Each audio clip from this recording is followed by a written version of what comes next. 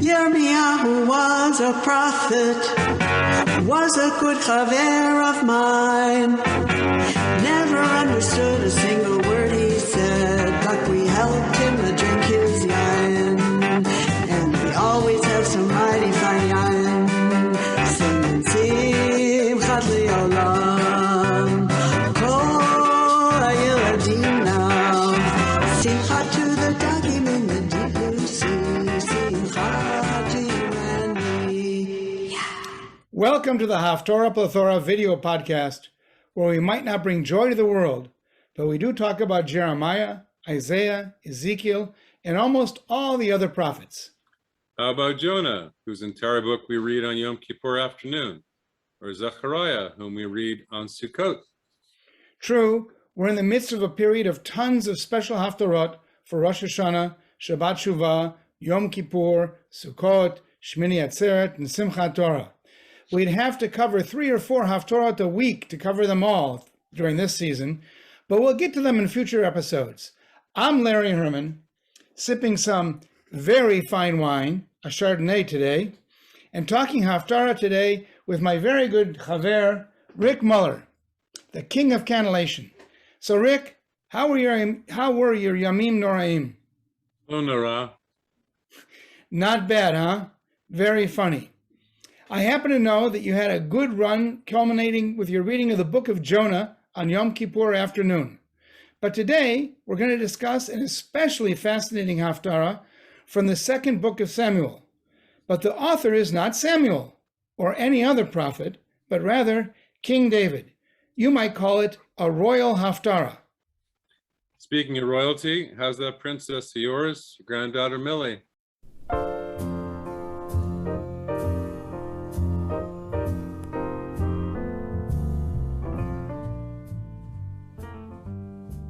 Royalty is right. She's doing great, growing and growing more each day by day, and Millie is almost always smiling.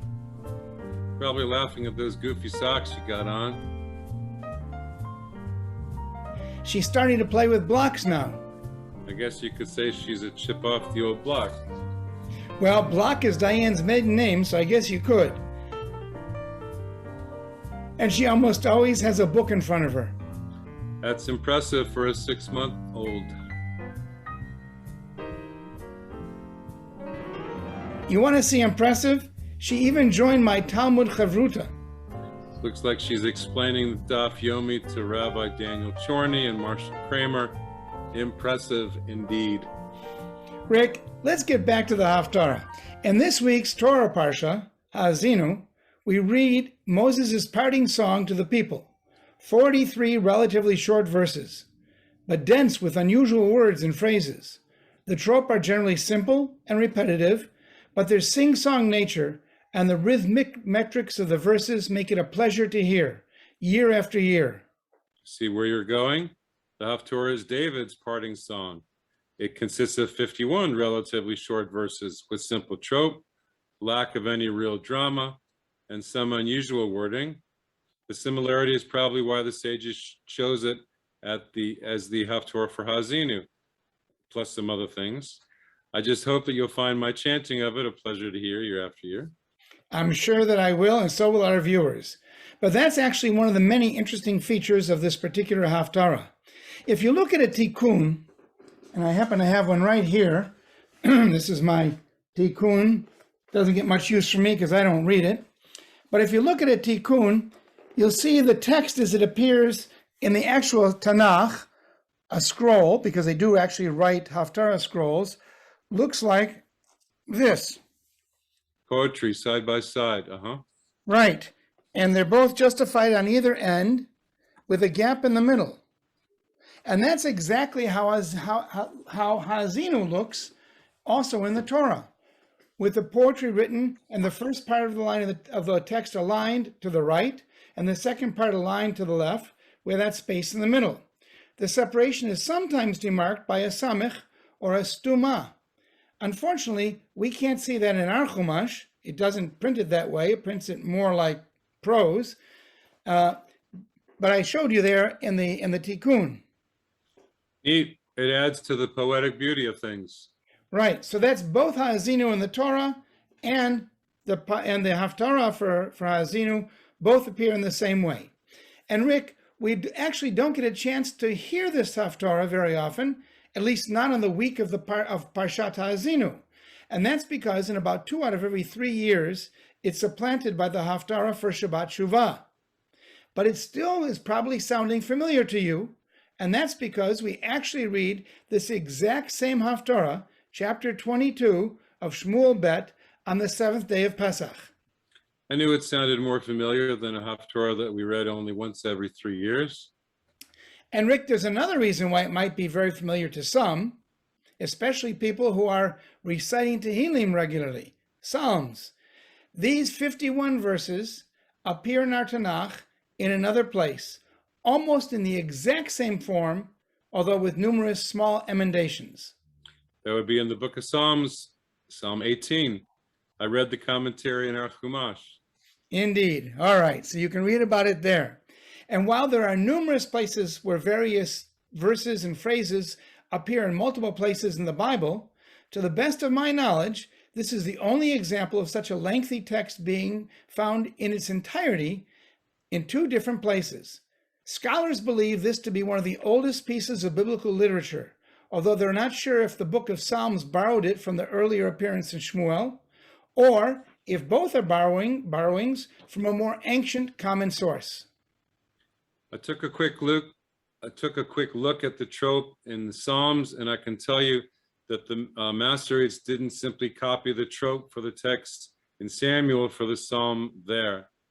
Very interesting. Because there's a different set. And much more elaborate, not the simple trope that we're going to read today. Mm-hmm. But I'm sure that dissertations have been written comparing the 2 Psalms, Psalm 18 and Samuel, and Samuel Bet, chapter 22.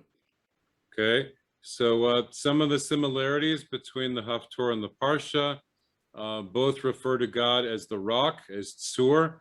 Both refer to God as being perfect, or Tamim. Exactly, which makes me wonder if in composing this beautiful poem or song, the author, presumably David, didn't have the Ha'azinu composition in mind to begin with. But there are some distinct differences, many of them explained in the introductory notes in our Chumash, as you mentioned. For one, Moses' poem is a charge to the people, warning them of the consequences of their disobedience to God and his commandments. David, on the other hand, is mainly concerned with his personal relationship to God, stating clearly that his personal merits and righteousness was deserved, and that's the reason for God's favor to him. That's very interesting, since we know that David was a flawed leader, and some of those flaws led to his not being considered pure enough to be given the task of building the temple. Exactly, Rick. But there's a similarity as well between Moses, whose failure to speak to the rock instead of striking it is attributed to his not meriting the privilege of entering the land of Israel, and David in this regard. It's not in the song that Moses sang, because he focused on the people and not on himself, while David completely ignores his own shortcomings. This is particularly evident in verses 20 through 25, which read, "He brought me out to freedom. He rescued me because he was pleased with me. The Lord rewarded me according to my merit. He requited the cleanness of my hands. For I have kept the ways of the Lord and have not been guilty before my God. I am mindful of all of his rules and have not departed from his laws. And I have been blameless before him and have guarded myself against sinning," and concluding saying, "And the Lord has requited my merit according to my purity in his sight." Yeah, nothing about Bathsheba, huh? Uh-uh.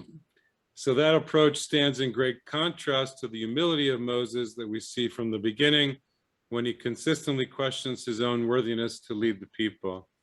It sure does. One last point, although I think that we need much more time to do this Haftarah justice, note the extensive use of anthropomorphisms of God in the Haftarah. After referring to God as his rock, as you mentioned already, David later uses images such as God breathing smoke from his nostrils and fire from his mouth, God has feet and rides a cherub through the skies. And I think that the closest that we come to that in the Parsha is Moses' reference to God as an eagle who spreads his wings to shelter his people. Rick, I do want to get to the chanting since it's such a long Haftarah, although you assure me that the verses go quickly. I suggest that we split the reading up in large chunks. Let's start with verses 1 through 19, where David describes how God rescued and protected him from his enemies. Then let's chant verses 20 through 30, which mainly focuses on David's claims of personal virtue and worthiness that I read earlier. Verses 31 through 46 speak to the perfection of God and then return to the power that God used against David's enemies. Finally, we'll conclude with verses 47 through 51, where David sings his final praises of his God, who he believes will deal graciously with his offspring forever. Okay, I like that. So there's just three things I wanted to say about the first section. Okay, one is, again, it's poetry, so there's a lot of mercha, tipcha, the two curves underneath. Etnachta is the way I'm going to do it today. And then mercha, tipcha, siluk, or sof pasuk. I'm dedicating today's etnachtas to Annette Berman. She likes a shortened version of the etnachta where you go etnachta instead of etnachta. So I'm saving 2 notes per etnachta times 51 sentences. I figure we'll save 102 seconds that way. And besides, it shows the flow of the poetry better. And then what's outstanding, what stands out, is the trope that's not mercha, tipcha, etnachta. It's the even if it's a fairly common trope, to be not part of the usual pattern breaks things up, and it's highlighting it. Also, I want to point out verse 5, ki afafuni mishbare mavet, the breakers of death encompassed me. The same afafuni is in the prayer in the Haftarah for Jonah, which I'm preparing for, or it's past whenever you're listening to this. But time travel here. Yes, it's the same, and it speaks to me. Plus, Heichal is here in the next piece in verse 7, Mehechalo, the heavenly abode of God. That's also in Jonah's prayer, where he's praying for his prayers to go up to God to rescue him from where his lowest place.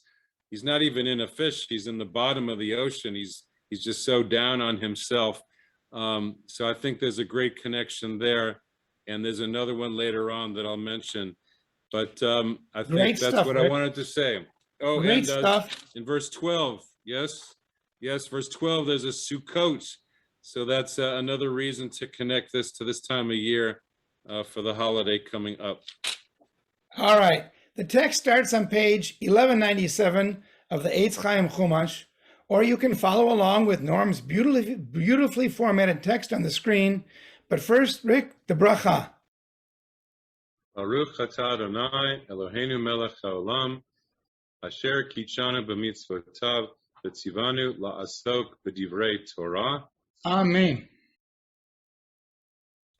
Vaydaber David l'Adonai et divrei hashira hazot beyom hitzil Adonai oto mikaf kol oivav umikav Shaul vayomar Adonai sali tzudati falti li Elohei tzuri echesebo magini v'keren yishi miskabi umnusi moshi mechamas toshieni mehulal ekra Adonai umeoivai ivashea ki afafuni mishpere mavet nachale v'liya'al yeva'atuni chevle sheol sabuni kidmuni mokshe mavet Batzar li ekra Adonai. See how that stands out? Ve'el Elohai ekra. Vayishma mehechalo koli. V'shavati be'oznav. Vayitga'ash vatir'ash haaretz. Mosdot hashamayim yirgazu. Vayitga'ashu ki charalo. Allah ashan be'apo. Ve'esh mipiv tochel. Gechalim ba'aru mimenu. Vayet shamayim vayirad. Va'arafel tachat raglav. Vayirkav al kruv. Vaya'ov. Vayira al kanfei ruach. Vayashet choshech. Svivotav sukot. Chashrat mayim avesh chakim. Minogach negdo. Ba'aru gachale esh. Yar'e min shamayim Adonai. Ve'elyon yiten kolo. Vayishlach chitzim. Vayefitzem. Barak vayahom. Vayira'u afikeyam. Yigalu mosdot tevel. Bega'arat Adonai. Minishmat ruach apo. Yishlach mimarom yikacheni. Yamsheni mimayim rabim. Yatzileni me'oivi az misonai. Ki amtsu mimeni. Yekadmuni beyom edi. Vayhi Adonai Mish'an li. Very nice. Well Thanks. done, Nick. I notice there's also a kanfei ruach here, the wings of the wind. Yes, I think that there's a kanfei nisharim, the wings of eagles, maybe in the Parsha, yeah. in the Parsha. So there are more similarities. As you read it, you might even think, except for the fact that it's Haftarah trope instead of Torah trope, that you're actually just reading from Ha'azinu or some sort of extension. Yes. Mm-hmm. All right, Okay. well, what have you got for us for the next set of verses? Okay, so the next section, I want to highlight the corrections from the Masoretes from Aharon ben Asher and his scribe Shlomo ben Buya. In 930, when they set down their version of things, which became the Keter, the crown, the Aleppo Codex, which is now in the Israel Museum, there's corrections in verse 23, in verse 30. That's the next section we're going to do. Especially in verse 30, you have ki v'cha, and there v'cha is written with a vet and a chaf and a hey. So you can see on the bottom of the page in the Eitz Chaim Chumash, you have Yatir Hey. It's got the hey that is a change, doesn't need to be there. And if you look in Psalms 18, there it's written with a vet and a final chaf. So the cha is written differently there. So that's what the Masoretes preserved. And with the asterisk, you see that it's preserved the correction in verse. There's more coming up, but I wanted to say that there. Plus, please notice the poetry in 26. Im chasid tit chasad. Verse 27. Im navar tit tavar. It even rhymes a little bit. There's a tita pal and a tashpil. It doesn't rhyme, but it's the same verb. Well, there's rhyming and there's some rhyming and there's alliteration. Yes. It's just the beauty of the words, and it's one of the things that I think that you've helped us to do is people shouldn't just read the translation of the Haftarah, not only because I sometimes criticize the JPS translations, yeah, but they should listen to the Hebrew and listen to the beauty of the language, even if they don't understand or fully understand that language. It's just beautiful to listen to. Yes, yes, it is. Take it away, Rick. Verses 20 through 30. 20 to 30. So again, here the rhythm of the normal poetry and then the extras thrown in.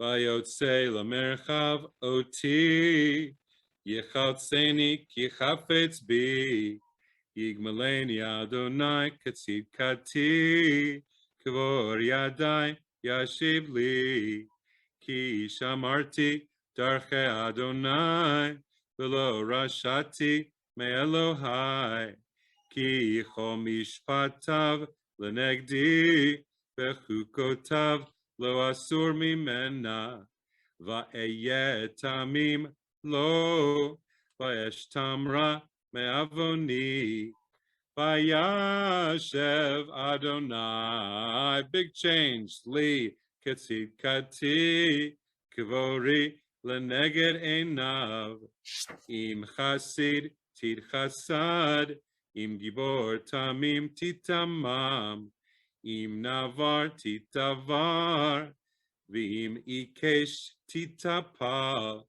bet am ani toshia ve'enecha aramim tashpil ki ata neri Adonai v'Adonai yagi choshki ki vecha arutz gedud belohai adaleg shur.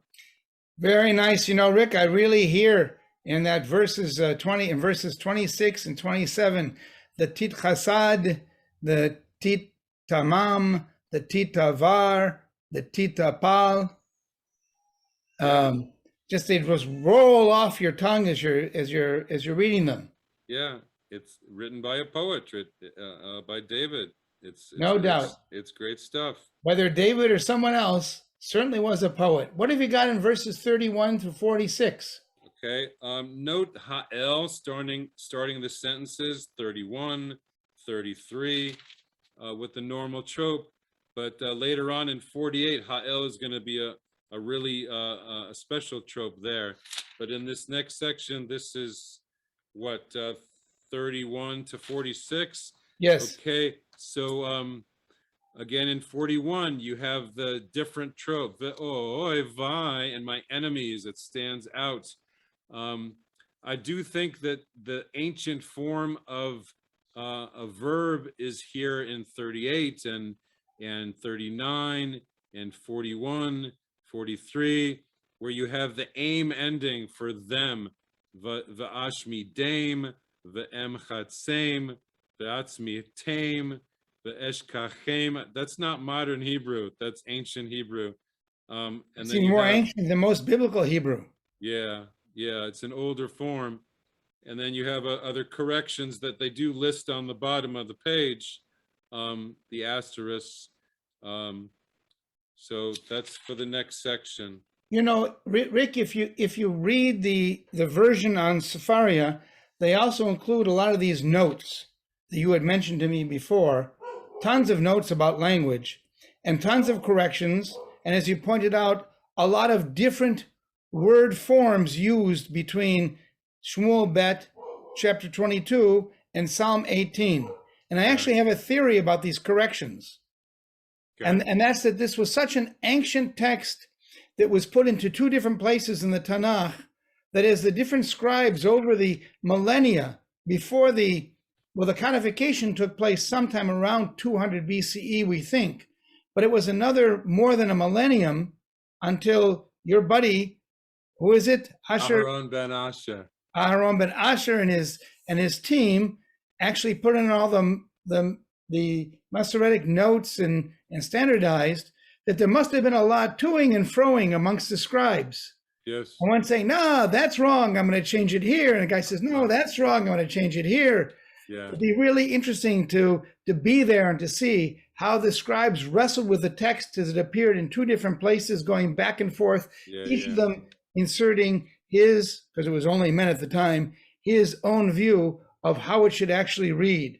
Yeah, a lot of compromise. You know, you can hear the stories. My rabbi taught me this. This is the way I heard it for years and years in this city. And my rabbi taught me this. So they would take, one from column A, one from column B. I would imagine compromises a lot.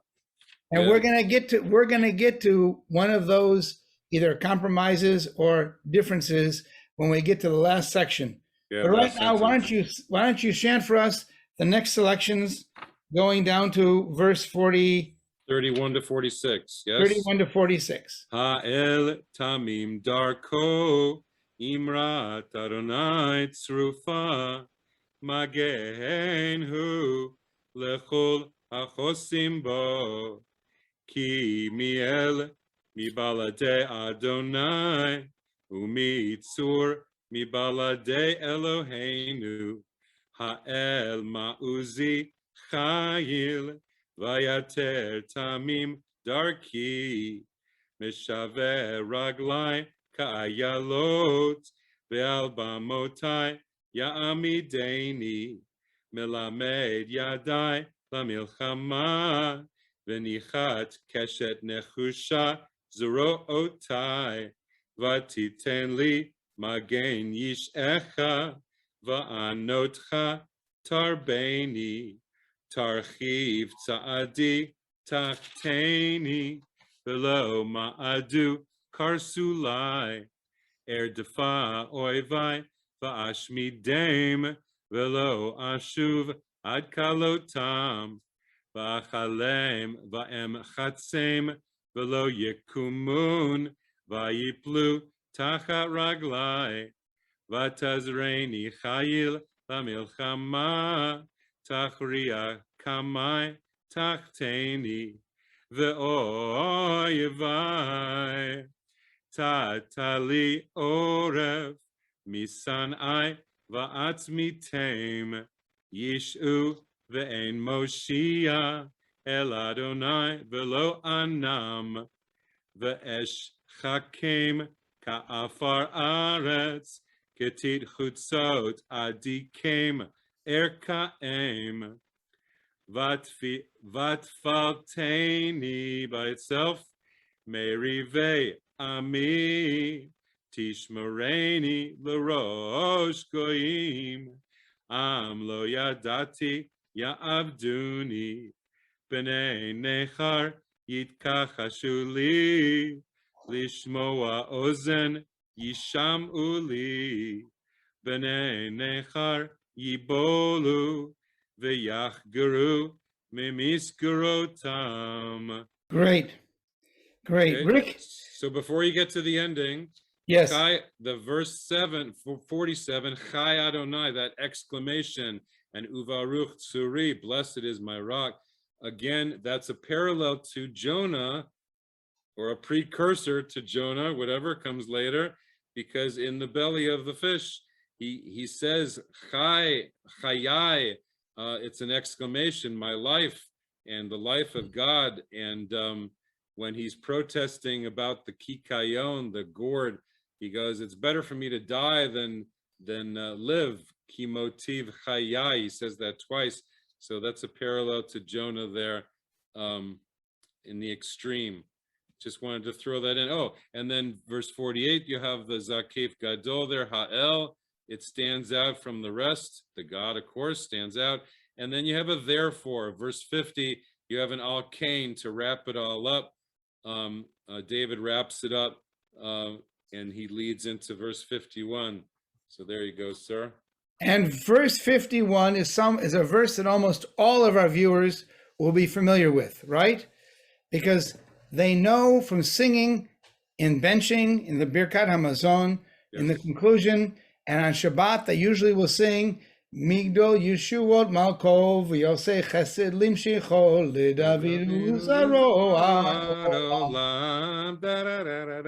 There you go. Yes, yes. And if they look carefully, they'll see that it tells you that you should say Migdol on Shabbat. And if you look in the text, you'll see it says Magdil.